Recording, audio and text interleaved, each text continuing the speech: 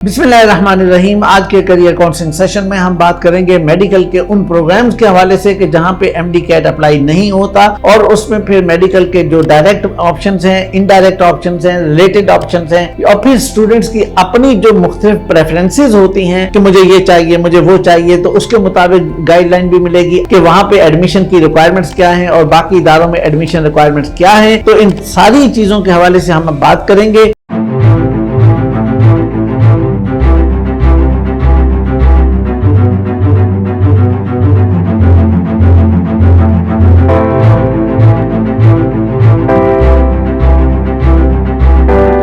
सबसे पहली बात यह है कि पाकिस्तान के अंदर मेडिकल से रिलेटेड जो ऑप्शंस हैं वो 121 हैं तकरीबन, और अगर आप रिलेटेड ऑप्शंस को शामिल करेंगे तो वो भी तकरीबन 215 के करीब हैं। और इस तरह से अगर आप मजीद थोड़ा इनडायरेक्ट ऑप्शंस को भी शामिल करते हैं तो प्री मेडिकल के स्टूडेंट्स के लिए मिला जुलाकर वो आप तकरीबन 500 के करीब ऑप्शंस तक पहुंच जाते हैं। इस तरह से हम ये देखते हैं कि पाकिस्तान के अंदर प्री मेडिकल के स्टूडेंट्स के लिए बहुत बड़ी तादाद में ऑप्शंस मौजूद हैं, लेकिन इन बहुत बड़ी तादाद के अंदर जो ऑप्शंस मौजूद हैं तो इन ऑप्शंस के अंदर से अपने लिए एक सिलेक्ट करना एक मुश्किल काम है, और उसको ठीक से अगर प्लान ना किया जाए, उसे समझा ना जाए तो ये सिलेक्शन गलत भी हो सकती है और इसका नुकसान भी हो सकता है। इसलिए आज की इस पूरी वीडियो को बहुत तवज्जो से सुनना, समझना और बल्कि मैं तो ये कहूँगा कि उसके नोट्स बना के अपने पास रखना ये बहुत ज़रूरी है। और आखिर तक एक एक चीज़ को आप समझेंगे तो फिर आप अपने लिए बिल्कुल ठीक फैसला कर पाएंगे। मेडिकल से रिलेटेड जितने भी फील्ड्स हैं उसके अंदर सबसे पहली जो डिवीजन बनती है वो डिवीजन है मेडिकल के फील्ड्स, और उसमें एमबीबीएस, बीडीएस, फार्मेसी और डीवीएम, और उसके बाद है अलाइड हेल्थ साइंसेज के फील्ड्स। अलाइड हेल्थ साइंसेज के फील्ड्स की फिर एक लंबी लिस्ट बनती है। अब वो लंबी लिस्ट आपको साइड पे शो भी हो रही है और हमने पहले भी आपको शो करवा दी है। तो असल में मसला ये है कि इतनी लंबी लिस्ट को बराह रास्त अगर आप एक के ऊपर जाकर निशान लगाएं या उसके ऊपर जाकर उंगली रखें कि अच्छा भाई ये सबसे अच्छा है, तो कैसे उंगली रखेंगे, कैसे आप उसको सिलेक्ट करेंगे, उसका एक तरीकेकार है। सबसे कॉमन बात यह है कि हर स्टूडेंट की अपनी तरजीहात होती हैं, उसके अपने हालात होते हैं, उसकी अपनी प्रेफरेंसेस बनती हैं, उसकी अपनी पसंद और नापसंद होती है, उसके बाद फिर अपना एकेडमिक लेवल भी होता है। तो अपना फिर इन सारी ये जो अपने की एक लिस्ट बनती है, तो इस लिस्ट को जब हम सामने रखते हैं तो उसकी बुनियाद पर इन तमाम फील्ड्स को हम डिफरेंट कैटेगरीज के अंदर तकसीम कर देते हैं। स्टूडेंट्स के इन डिफरेंट बैकग्राउंड्स और डिफरेंट हालात की बुनियाद पर जब हम इन तमाम मेडिकल के फील्ड्स को डिवाइड करते हैं और फिर ये भी देखना चाहते हैं कि जनाब एमडी कैट कहाँ कहाँ अप्लाई नहीं होता, तो सबसे पहली चीज़ तो ये है कि जो पहली कैटेगरी बनेगी वो बनती है 1-to-1 ट्रीटमेंट की। इस 1-to-1 ट्रीटमेंट के अंदर अगर हम देखें तो फिर सबसे पहले तो जाहिर है कि एमबीबीएस आएगा, फिर बीडीएस आएगा, फिर उसके बाद जो है वो एनेस्थीसियोलॉजी या कार्डियक परफ्यूजन वगैरह और इस तरह के फील्ड आएंगे। लेकिन इसमें जो पहले दो हैं एमबीबीएस और बीडीएस, उसको अलग कर दीजिए, उसमें तो एमडी कैट अप्लाई होता है। उसके बाद की जितनी सारी लिस्ट है इसके अंदर एमडी कैट अप्लाई नहीं होता और आपके लिए आसान है। और ये सारे के सारे फील्ड इस वक्त हॉस्पिटल्स के अंदर एक बड़ी बुनियादी ज़रूरत बन चुके हैं, और उसमें फिर आपकी जो एक पर्सनल रिक्वायरमेंट है, आप जो पर्सनली करना चाहते हैं अपना टेस्ट की बुनियाद पर, तो वो भी चीज़ आपको यहाँ पे मिल जाती है। अब दूसरी जो कैटेगरी इसमें बनती है वो बनती है रिसर्च की। जब हम रिसर्च की तरफ जाते हैं तो रिसर्च की बेस पर जो फील्ड्स हमारे सामने आते हैं, जिनकी मतलब लिस्ट भी आपके सामने आ रही है, आप उस लिस्ट को देख भी रहे हैं, तो उसमें यह है कि ये सबसे पहले अपने जहन में रखें कि ये इंडोर काम है और इसके अंदर आपको एक कंट्रोल्ड इन्वायरमेंट के अंदर रहकर काम करना होता है, और इसमें इंसान के पास अपना स्टेमिना, काम करने का स्टेमिना, और मोस्ट ऑफ द टाइम ये है कि अकेले काम करने का स्टेमिना, ये बहुत ज़रूरी होता है। और इसमें फार्मेसी है, मेडिकल फिजिक्स है, या मॉलिक्यूलर मेडिसिन है, या इस तरह के बहुत सारे फील्ड आपके पास मौजूद हैं, आप उनमें से ले सकते हैं। और इनके अंदर कोई ये भी नहीं है कि जी जनाब एमडी कैट वहाँ पे अप्लाई हो रहा है। इसके बाद तीसरी कैटेगरी है लेबोरेटरी और टेस्टिंग की।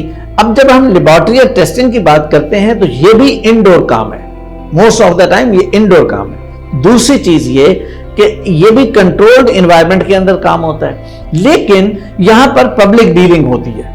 اس میں آپ کو مطلب اگر کام آپ کے ذمہ کوئی آج لگا ہوا ہے تو روٹیشن میں آ کے آپ کے پاس کوئی دوسرا کام آئے گا کہ جہاں پہ آپ کو پیشنٹ سے ڈیل کرنا پڑے گا، اس سے بات کرنی پڑے گی، اس کا ٹریٹمنٹ کرنا پڑے گا، اس کا کوئی سیمپل لینا پڑے گا، اس کا کوئی اور کام کرنا پڑے گا.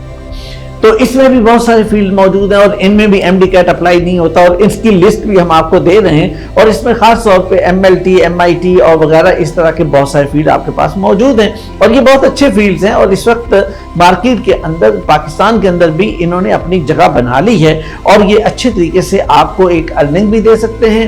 اور جو ان کا جنرلی اچھی لیبارٹریز کا انوائرمنٹ ہے وہ بھی بہت صاف ستھرا اور بہت ڈیسنٹ ہوتا ہے. اب جناب آگے چوتھی کیٹیگری، اور یہ ہے مینجمنٹ سے ریلیٹڈ، اور یہ میرے پری میڈیکل کے ان سٹوڈنٹس کے لیے ہے کہ جو پڑھتے تو میڈیکل ہیں، بایولوجی پڑھتے ہیں، لیکن ان کے اندر لیڈری بھی موجود ہے، ان کے اندر مینجمنٹ بھی موجود ہے، ایڈمنسٹریشن بھی موجود ہے، اور انہیں یہ بھی چاہیے کہ جناب میں کہیں ایڈمنسٹریٹر بن کے کوئی اتھارٹی میرے ہاتھ میں آئے یا ایک بڑے پیمانے پہ میں اپنا امپیکٹ ڈالوں. تو اگر یہ والی چیز ہے تو پھر اس کا مطلب یہ ہوا کہ آپ کے پاس یہ والا پبلک ہیلتھ والی فیلڈ آپ کے لیے بہت اچھی ہوگی. اور اس کے اندر پھر آپ مثلا ہاسپٹلز کے اندر آپ کام کر رہے ہوں، یا آپ این جی اوز کو جوائن کریں، گورنمنٹ کو جوائن کریں، یا اس کے علاوہ یہ جو فیلڈز کے اندر بہت ساری کیمپین چلتی ہیں تو ان کیمپینز کو چلانے کے لیے بھی آپ کو ان فیلڈز کی ضرورت ہوتی ہے. تو آپ کے لیے ایک بہت اچھی ٹائپ ہے اور بہت اچھی کیٹیگری ہے کہ جس کے اندر جا سکتے ہیں، اور ایم ڈی کیٹ بھی نہیں ہے اور وہ بھی کوئی ایشو نہیں ہے. عزیزو، یہاں تک تو بات تھی آپ کے مختلف کیٹیگریز کی اور جنرلی میڈیکل اور الائیڈ ہیلتھ سائنسز اور اس سارے حوالے سے بات. اب ایک سوال باقی ہے، بڑا اہم سوال. وہ سوال یہ باقی ہے کہ آپ کہتے ہیں کہ اتنی بڑی لسٹ کے اندر پھر کیسے سلیکٹ کیا جائے، کوئی شارٹ لسٹ کر دیں، کوئی ٹاپ کے پروگرام بتائیں. تو جناب ٹاپ کے جو پروگرام ہیں اس کے اندر وہ میں آپ کو بتاتا ہوں کہ یہ ڈیفرنٹ کیٹیگریز کے میں سے میں نے کچھ سلیکٹ کر کے آپ کے لیے یہ ٹاپ پروگرام رکھے ہیں کہ جس کے اندر آپ نمبر 1 پہ نرسنگ ہے، ایم ایل ٹی ہے، ایم آئی ٹی ہے، ایمرجنسی ہے، اور انٹینسو کیئر ہے. اس طرح کے یہ جو پروگرام کی لسٹ آپ کو ہم دکھا رہے ہیں یہ ٹاپ پروگرام ہے کہ جس کے اندر کوئی ایم ڈی کیٹ کا معاملہ نہیں ہے، کوئی اور چیز نہیں ہے، اور کسی قسم کی کوئی بڑی ریکوائرمنٹ نہیں. البتہ ان کا میرٹ ہائی ہے. آپ کسی بھی اچھے ادارے میں آپ جائیں گے ایڈمیشن کے لیے تو وہاں پہ اس کا میرٹ آپ کو ہائی ملے گا. اس کے لیے آپ کو تھوڑا سا پہلے سے اچھا سا پلان کرنا چاہیے. اس کے لیے زیادہ بہتر یہ ہوگا کہ آپ ایجوکیشن ویب سائٹ پہ جا کے اس کے ایڈمیشن سیکشن سے آپ اس کو ایکسپلور کریں اور اس کے مطابق اس چیز کو دیکھیں اور اس کے اپنے پورے ایڈمیشن کو پلان کر لیں. اب آخری بات ہم ایڈمیشن ریکوائرمنٹ کی کریں گے. ایڈمیشن ریکوائرمنٹ کے حوالے سے ایک بڑی بنیادی سی بات یہ ہے کہ ایف ایس سی آپ کے پاس ہونی چاہیے، یا ایف ایس سی میں ایک میڈیکل ٹیکنالوجی کی بھی ٹائپ آتی ہے جو فیڈرل بورڈ آفر کرتا ہے، یا تو آپ کے پاس وہ ہونی چاہیے. 60% منیمم ریکوائرمنٹ ہے، وہ ایلیجیبلٹی مطلب اس کی ہوگی.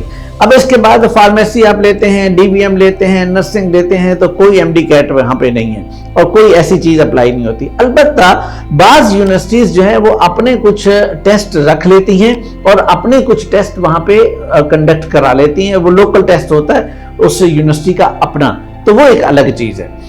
ایک امپورٹنٹ بات یہاں پہ آپ کو جاننے کی اور سمجھنے کی یہ ہے کہ یو ایچ ایس نے اس چیز کو اپلائی کیا تھا لیکن وہ چیز کنٹینیو نہیں ہوئی اور پھر وہ اس کی جو اپلیکیشن تھی وہ تقریباً ختم ہو گئی. تو عزیزو، آج کے کیریئر کاؤنسلنگ سیشن کے اندر آپ کو جو ایم ڈی کیٹ کے بغیر والے پروگرام سے اور جو اس آپ آسانی سے ڈائریکٹ اپلائی کر سکتے تھے ان کے بارے میں ساری ڈیٹیل پہنچائی گئی. اللہ آپ کو خوش رکھے. بہت شکریہ. السلام علیکم.